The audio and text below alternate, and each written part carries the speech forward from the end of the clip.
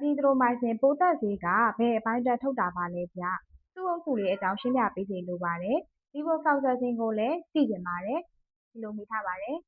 ။အရင်ဆုံးအစီထရိုမိုင်ဆင်ကမက်ခရိုလိုက်အန်တီဘိုယိုတစ်အမျိုးအစားပါ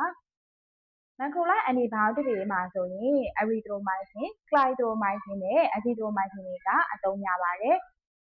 မက်ခရိုလိုက်အန်တီဘိုယိုတစ်တွေကဘက်တီးရီးယားရဲ့ 50S ribosome ကို target လုပ်ပြီးတော့ပိုးတွေပိုပြီးကြီးထွားလာဖို့လိုအပ်တဲ့ protein ထုတ်လုပ်မှုကိုတားဆီးပေးတာပါ။ Erythromycin က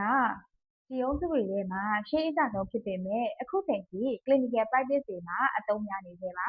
။ Clarithromycin ကတော့ Erythromycin ကိုပိုကောင်းအောင် upgrade လုပ်ထားတာဖြစ်ပြီးတော့ H. pylori လို့ခေါ်တဲ့အစာအိမ်ပိုးကုသတဲ့ regimen တွေမှာလည်းတွေ့ရတတ်ပါတယ်။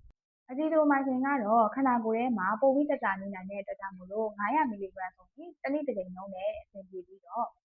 လေကြောင်းနာတာ၊အာသီးယောင်တာ၊အဆုတ်ပိုးဝင်တာ၊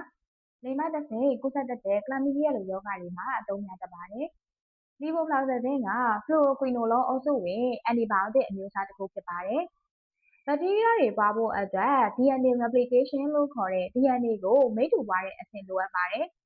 Levofloxacin ကအဲ့ဒီမိတ္တူပွားတဲ့လုပ်ငန်းစဉ်ကိုတားပေးတာဖြစ်တဲ့အတွက်ကြောင့်မို့လို့ပိုးတွေကဆက်ပြီးတော့ပွားမလာနိုင်တော့ဘဲသေဆုံးသွားရတာပါ။ဒါကြောင့် Levofloxacin ကိုအသက်ရှူလမ်းကြောင်း၊ဆီခံဆောင်ပိုးဝင်ရောဂါလူနာတွေအပြင်တချို့ TB လူနာတွေမှာလည်းတွေ့ရတတ်ပါတယ်။အထူးသဖြင့် drug resistant TB လိုမျိုးဆေးရင်ပါ TB ရောဂါတွေမှာ